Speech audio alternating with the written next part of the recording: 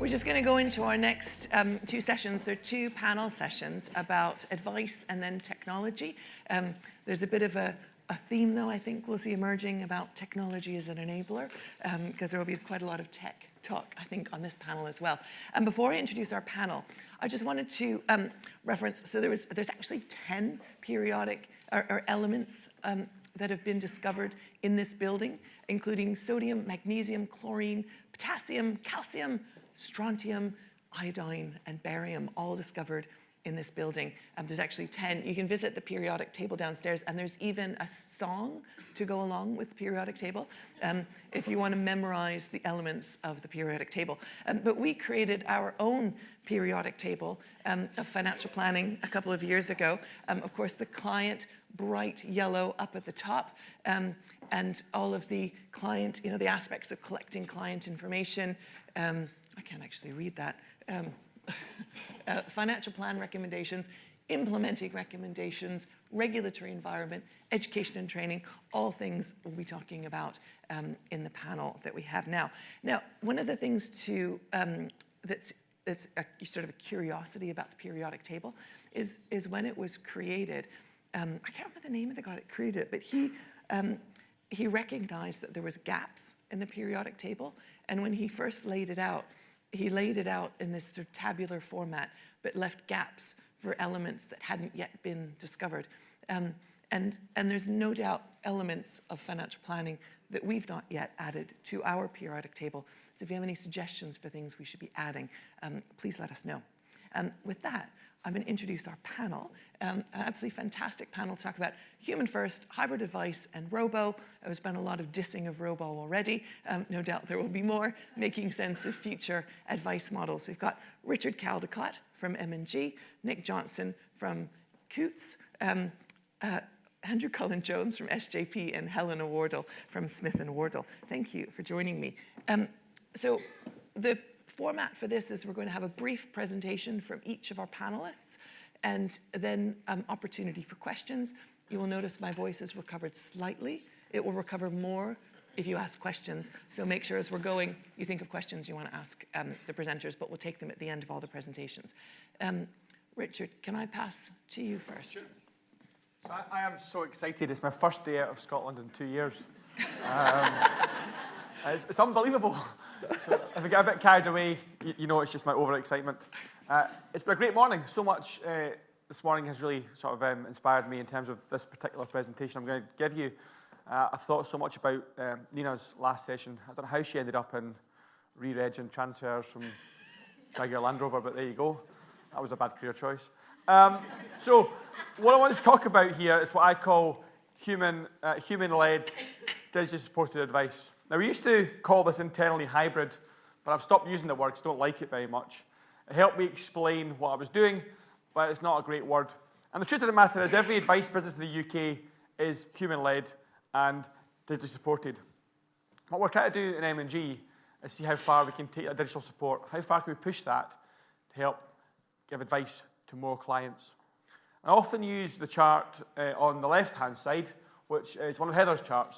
I'm going to try and talk about Heather's work here, which is obviously dangerous, given she's behind me. But I think it's a fantastic chart, because what it roughly tells me is that for the UK advice businesses, it typically takes about half a week to give advice to a new client joining that advice business for the first time. And that pretty much is how it feels like in our business. Typically about half a week it takes to give a client advice. That's of a mix of people and different roles. But that's kind of what happens. And across that half week, a whole bunch of different tasks that take different amounts of time. But certainly in our business, that half a week feels about right. And the problem we have in our business is that in M&G, we have hundreds of thousands of clients who are approaching retirement, who've got no financial advisor, and a fairly small pot of money. So typically, say less than 75 grand of money. Because of that, they often can't get full holistic financial planning, which we'd love them to get, but they simply can't get access to it. And so they do often things at retirement that don't make any sense. They take all the money in one lump sum and incur tax charges, or they end up with real issues with longevity because they don't understand how to use their pension in retirement most successfully. And so we believed we could build something to help them get advice when they most require it. So really what we've tried to do is say, how can we help these clients by making advice much more accessible and much more easy to receive, and also make it lower cost. And the fundamental premise we have is that advice should be human delivered for many clients, particularly at retirement. There were some brilliant pioneers of this previously who built pure robo journeys. It didn't quite work because clients want that emotional connection. So we believe strongly in human advice. But all the things in that table up there, you can begin to automate and take some of that heavy lifting out of the advice process, and therefore make advice easier to deliver and cheaper to receive. We've gone about doing that over the last year in our business with some great partners. My second of two slides is this one. So we're about 12 weeks live with our first human-led, digitally supported business effectively. And it's been wonderful, actually. It has worked wonderfully, which is great news for me. But there's really four material benefits.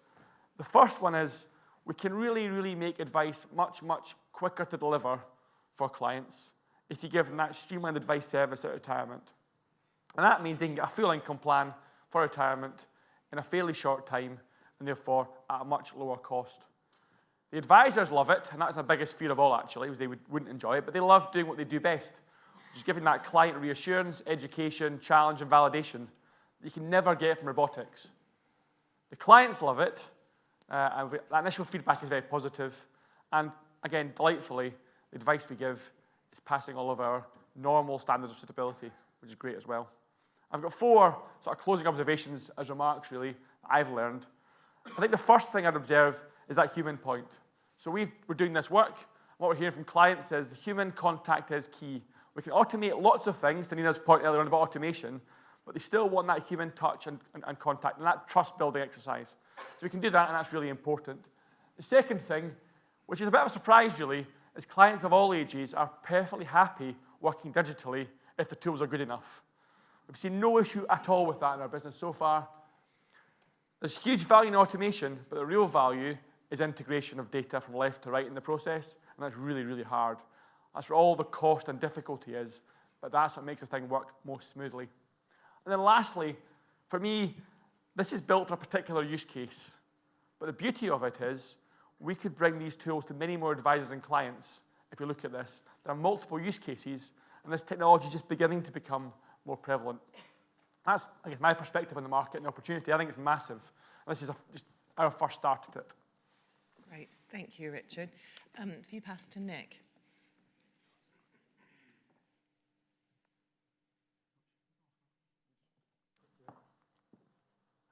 Oops, no, it's backwards. No, other way. Yeah, there you go. So hello, I'm Nick Johnson, and Heather introduced me as working for Coots and probably wondered why I sent a NatWest presentation, which is why I thought I picked up on the hesitancy there. But I actually work for Coots, which is part of NatWest Group. And NatWest Group has asked Coots to be the centre of expertise for its investment. So we are responsible for managing the 35 billion of assets that sit with NatWest Group, and we also manage the kind of investment journeys and the customer outcomes from the advice processes. So that's kind of how it all knits together. That's obviously a broad set of customer needs. You know, we go from mass market retail customers all the way through to ultra high net worth clients in Coots. So there's one particular need I'm going to focus on today, and that's the need for customers to take on more risks and more focus on the retail audience that Heather introduced the section with. Customers are holding too much cash, and that's been a problem for a long time, but it's getting worse. For those customers with stable incomes, the pandemic has created about 125 billion of excess savings.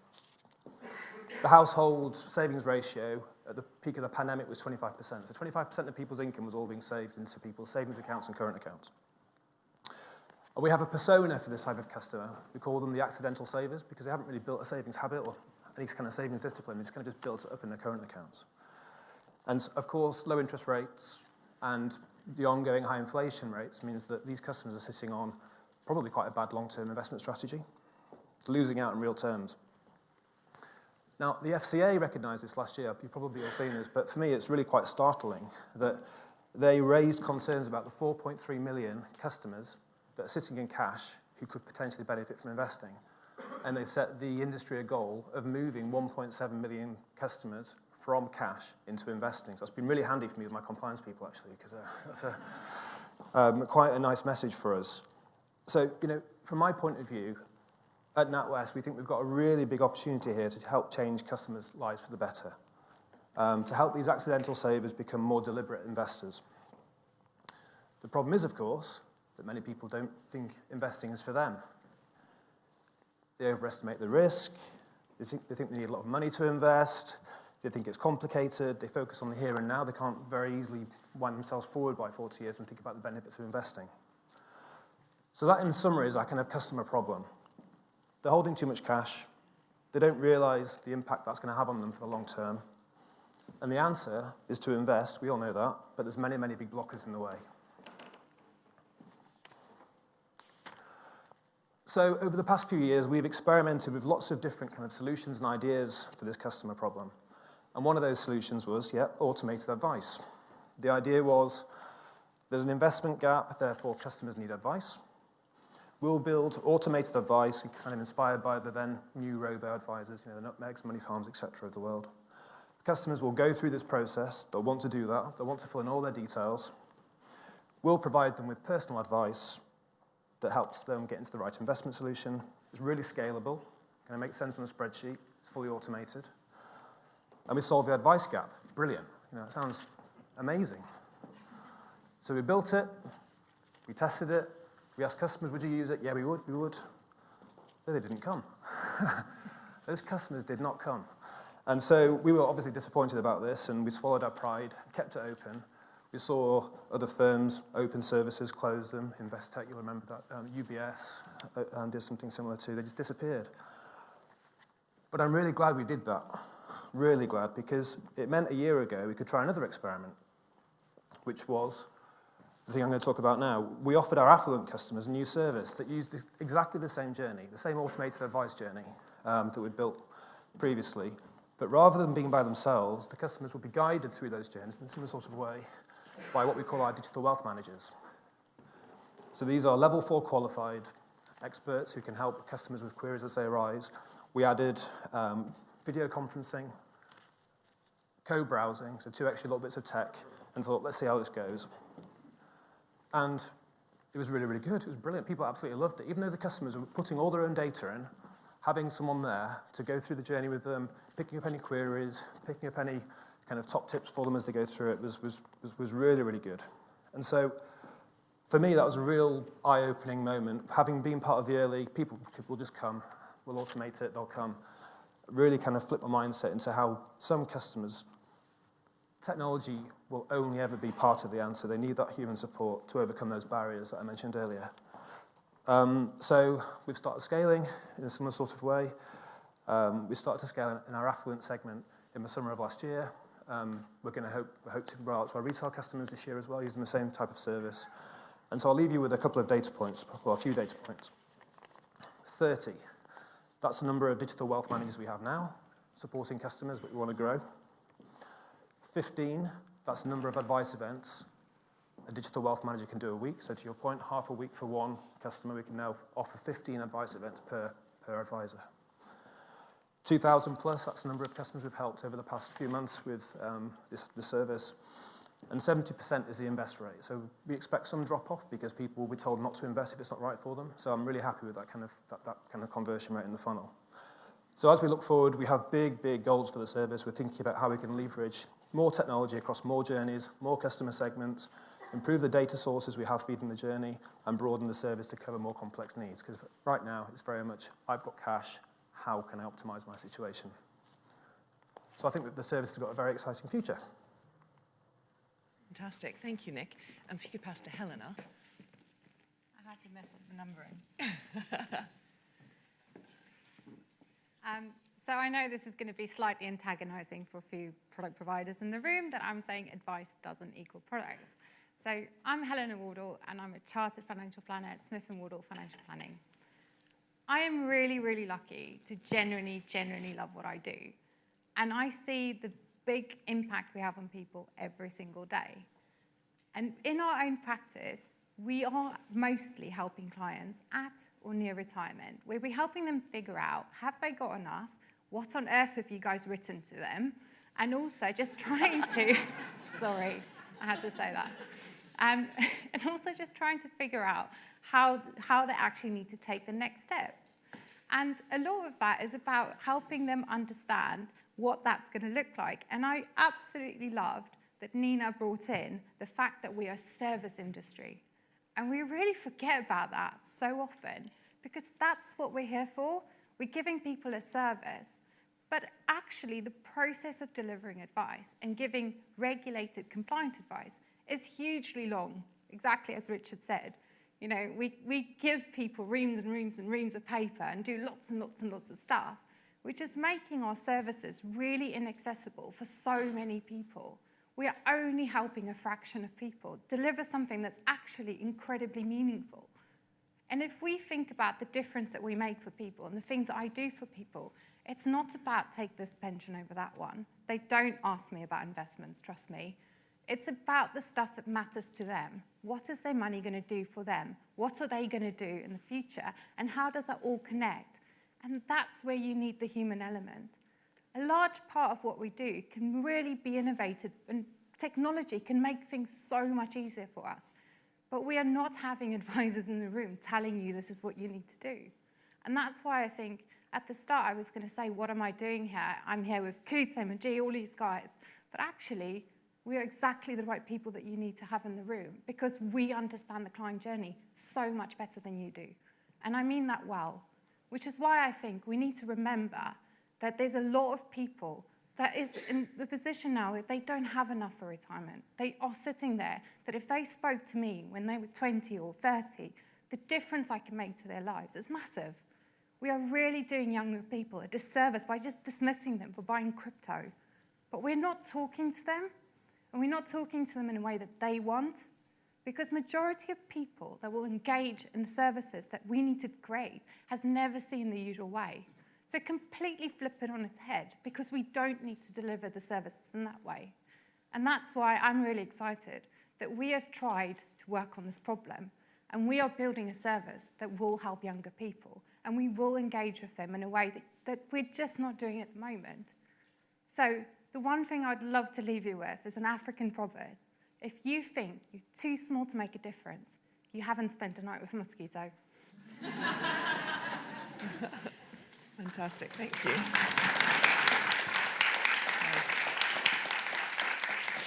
Great, Andrew. Thanks, Helena. And listen, the view that Helena just shared is one that I think would be shared across all of our 2,500 partner practices. And it kind of leads me nicely on to actually the focus of the few minutes I want to spend, which is around easier to do business with. I think it's been used possibly in every single panel topic so far. It was used in Jaguar and Land Rover's principles as well. But it underpins some of the work that we're trying to do at St James's Place, which is make that life easy for the client and make that life easy for the advisor. Now, I think that the conduit of that is you see lots of headlines around advisors want to spend time with clients doing what they do best, understanding the client goals, understanding the client needs, providing reassurance. And often you get cited of it's the admin and the compliance burden that's taking most of my time up. And that's where making it easier to do business really comes into its own. And I'm actually going to just jump back to March 2019, because another question that was asked was around how did COVID impact the business? Well, I was at the Cheltenham Racecourse in March 2019 at the Super Spreader event. But the following Monday, I was hosting a team of experts in Cirencester to try and work out how you turn a face-to-face advice business that's been built up over 25 and a half years or so to one that can work in a global pandemic where you can't see clients face-to-face. And we obviously had elements there around Zoom and Teams that were already in place, but actually what we did was look at our advice process, not just from a technology perspective, but from a process and policy perspective. And we looked at it from a simple lens of how many client signatures do we need from a client in order to construct an advice relationship from outset and potentially lead to some element of investing. And it was really critical looking at that element of signatures and working out, do we really need wet signatures in all of these circumstances? Do we really need any signatures at all? Could we make do with electronic signatures in certain places or not? And overnight, we changed a load of policies around the process that we required our partners and advisors to go through. And then we said, actually, there could be quite a neat technology solution to this.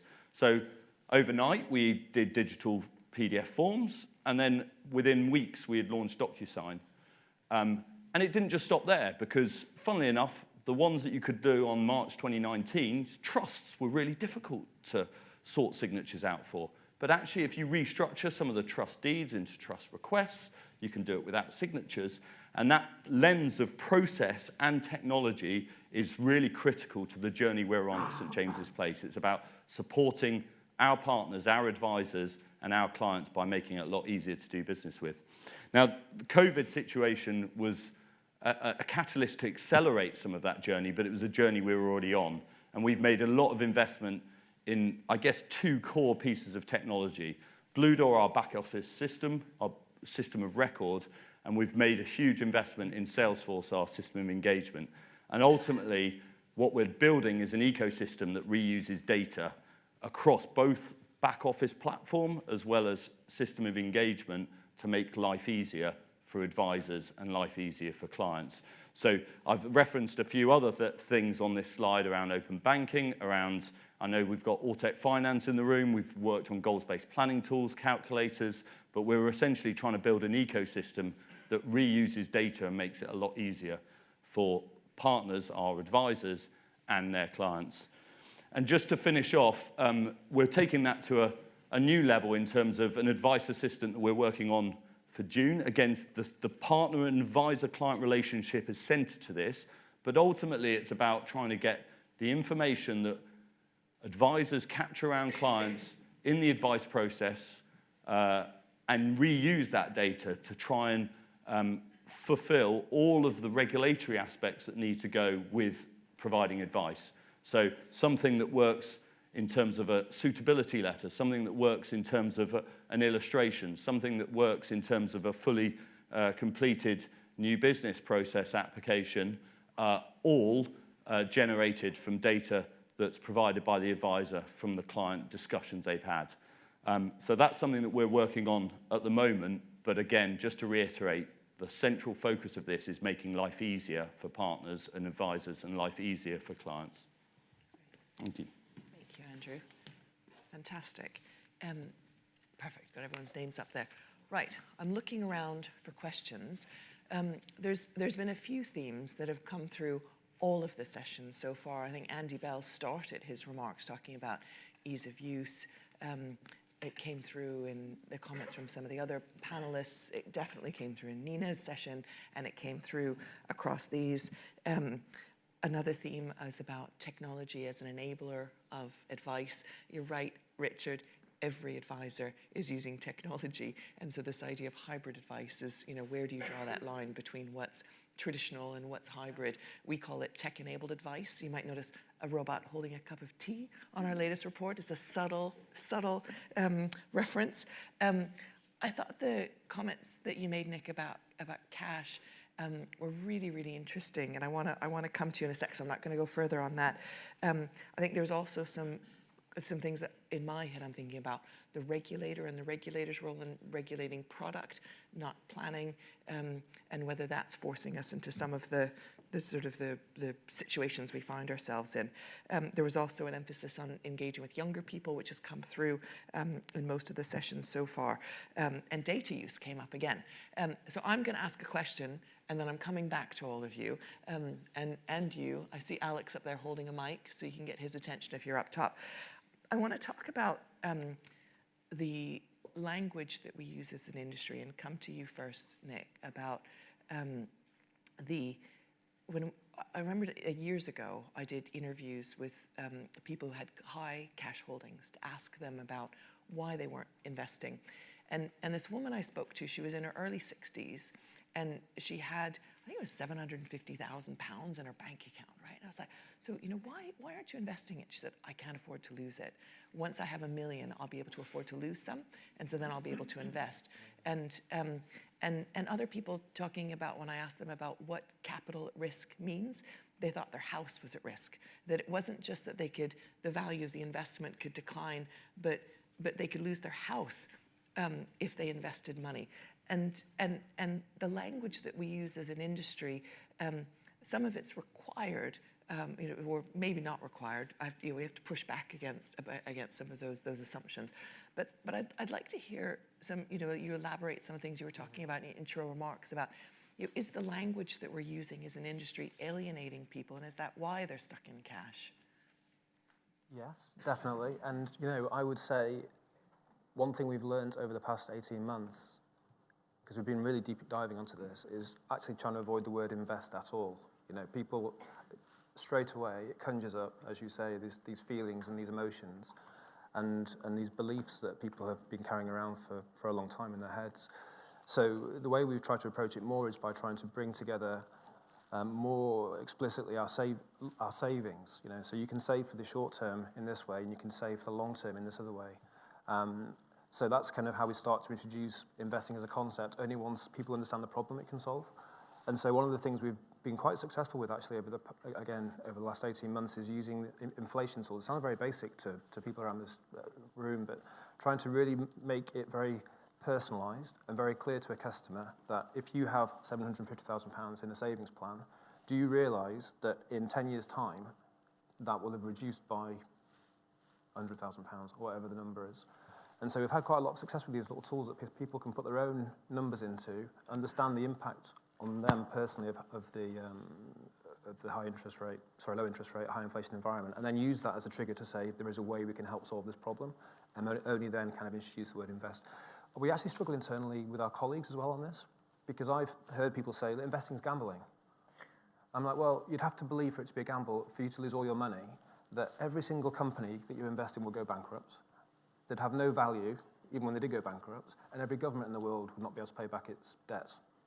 I mean, that's just not going to happen. So, but you can't make people understand that just with the kind of very light touch. Your investment could go up and down.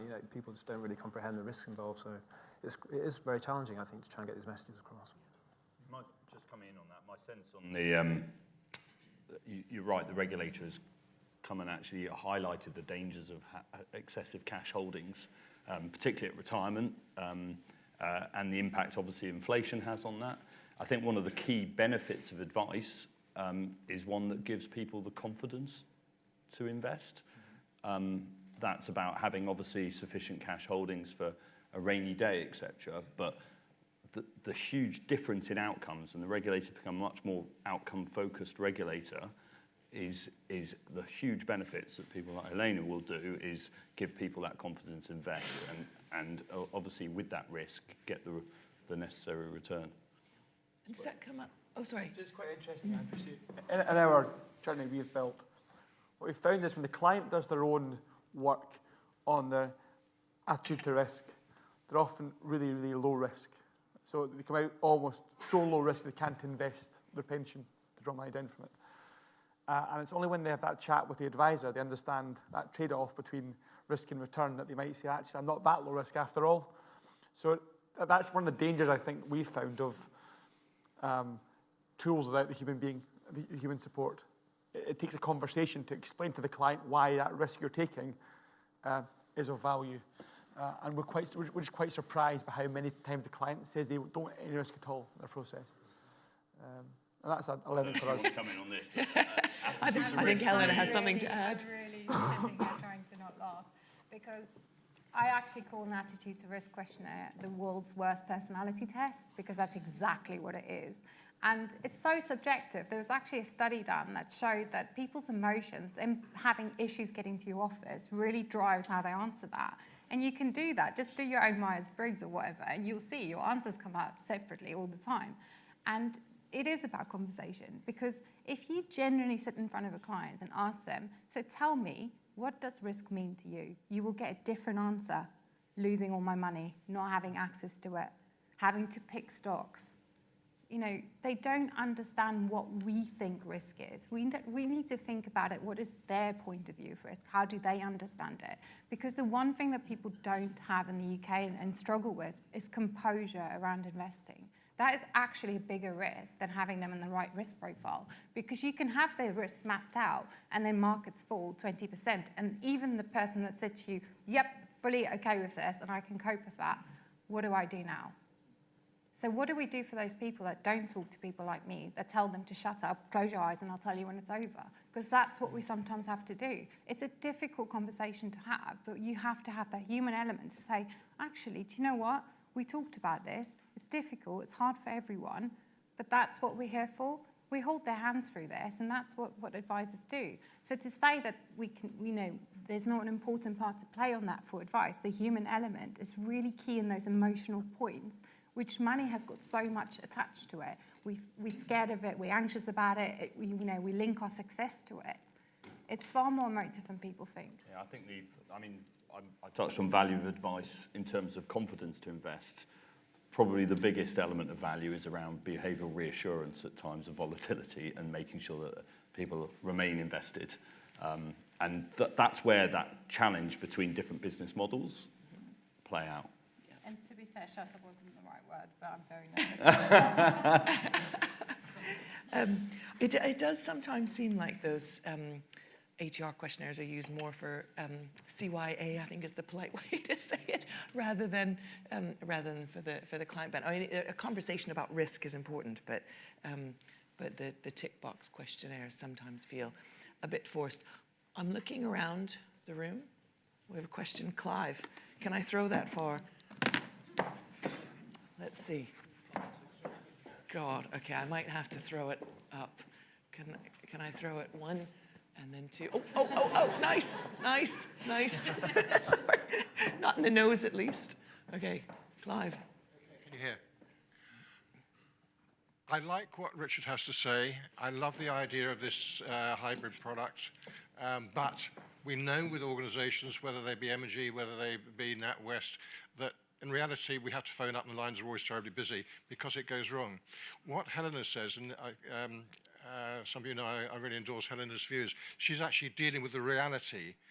It seems to me that we take too little account of those who are dealing with customers in favor of our organizational corporate bullshit, which says the way it ought to work, but it doesn't.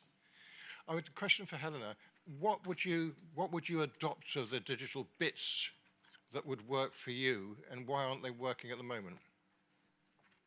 So much to say. It's very disjointed at the minute.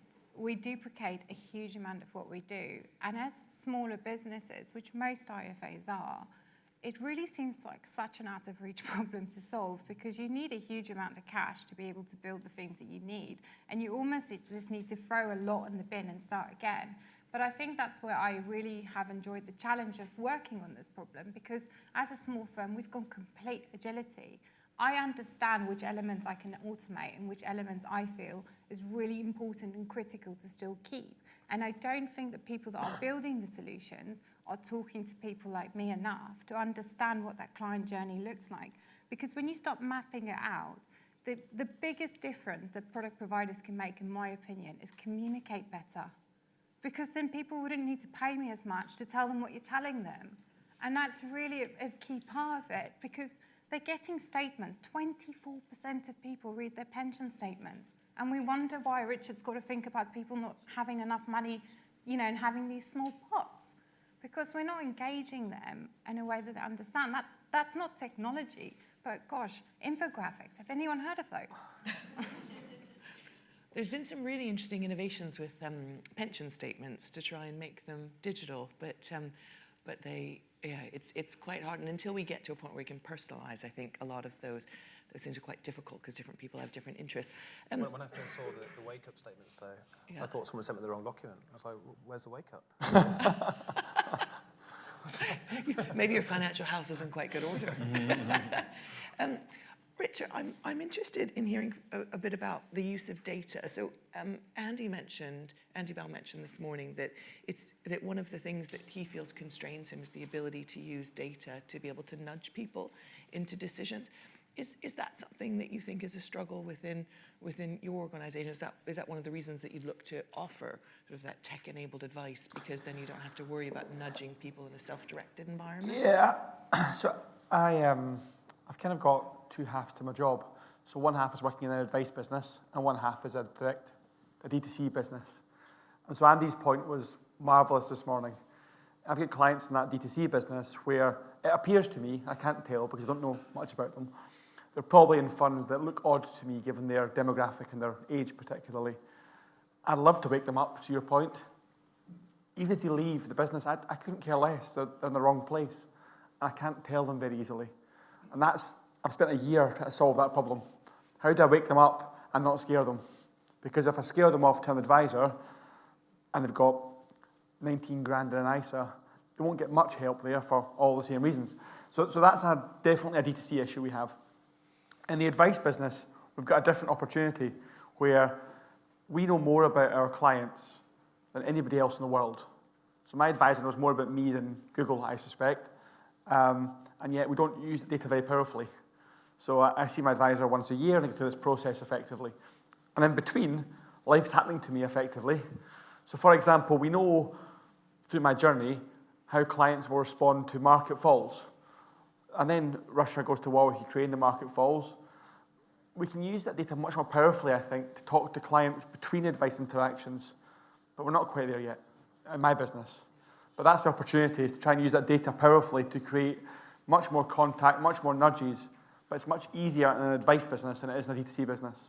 Andy's spot on with that. It's a real miss that I think we need to tackle. I remember talking to Anthony Rafferty at Orgo, that he had his annual review with his financial advisor, and the advisor sort of, so what's changed? Yep. And he's like, well, I've got a new job, I've paid off my mortgage, I'm not spending as much because it's locked down. It's like, why are you asking me this, right? And it's that challenge of use of data, which I'm sure Vaughn Jenkins will be delighted to talk about in our next panel. Yeah. Looking around for other questions, we'll challenge Clive. He could throw it. He can throw far, I'm sure. No. All right, I want to talk about, sorry, yeah. Can we pass that down maybe through Martin? Thank you. I've been psyching myself up to ask this question for ages. Is it the catching the microphone or the asking that's more difficult? Yeah, exactly. I hope my voice doesn't wobble as I'm asking. And actually, it's just taking a step back, and it's a question really aimed at Helena, and we're talking about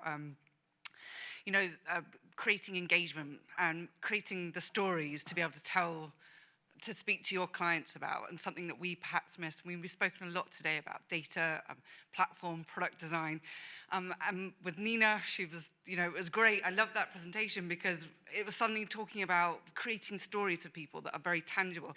And I think in our industry, it's extremely hard to be tangible. So I refer back to the car advert that we saw earlier.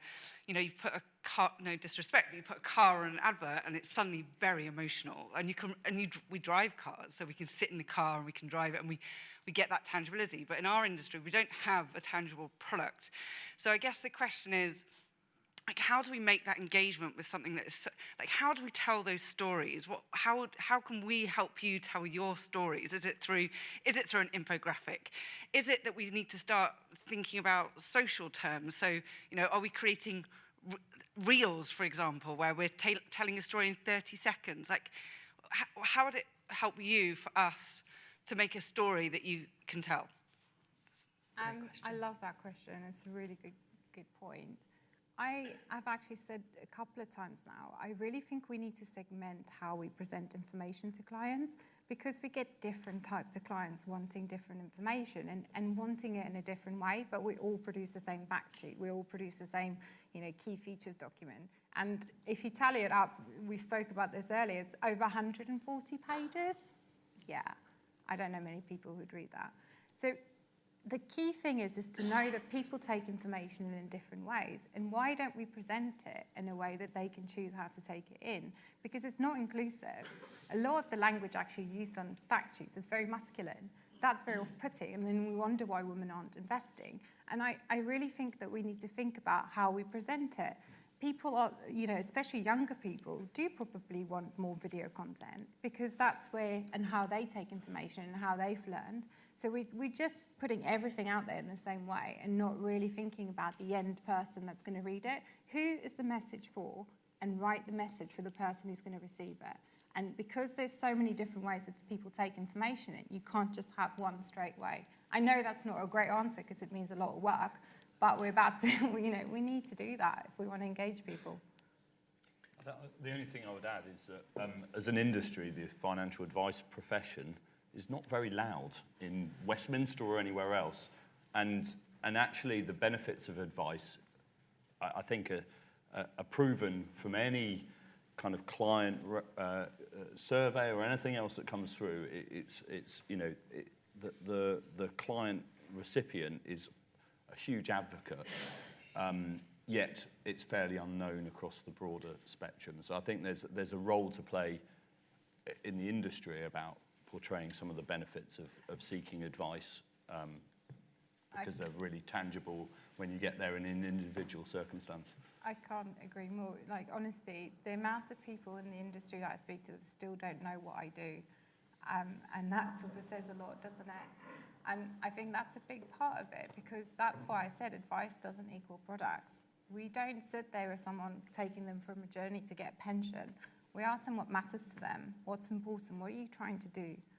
That is not asking them tick box to a product. That's why robo, I think, has not been successful, because we hugely underestimate how important money is in our lives. Everything you've done today in some shape or form has been influenced by money, as all our clients is exactly the same.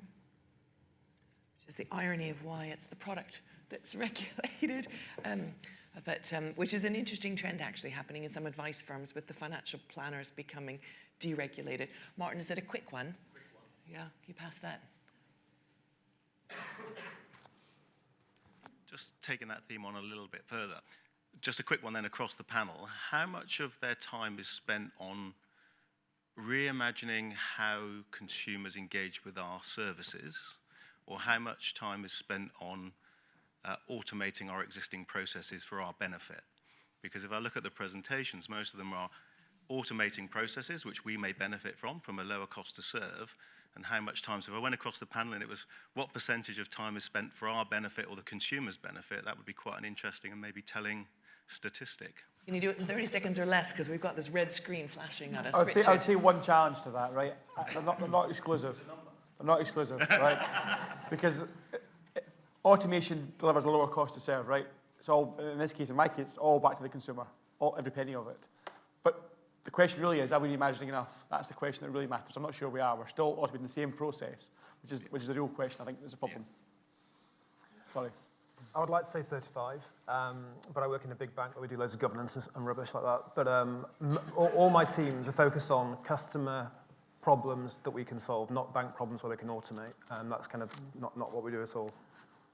I mean, from my perspective, I've got kind of broad remit, but ultimately it's about trying to save time in our partners and advisors' balance sheets actually in cash flow rather than our own. So it's more geared towards the advisor than the corporate. We do both. I'm really proud that our clients actually read our suitability letters. And a key part is you've got to do both. Everything that's boring needs to be automated. If it doesn't add value and costs time, you need to get that into a process that you can do a lot quicker. Anything that gets people to get money to connect to what they're trying to do, that needs to have engagement. Great, thank you. Thank you, Richard, Nick, Andrew, Helena. Round of applause for our panel.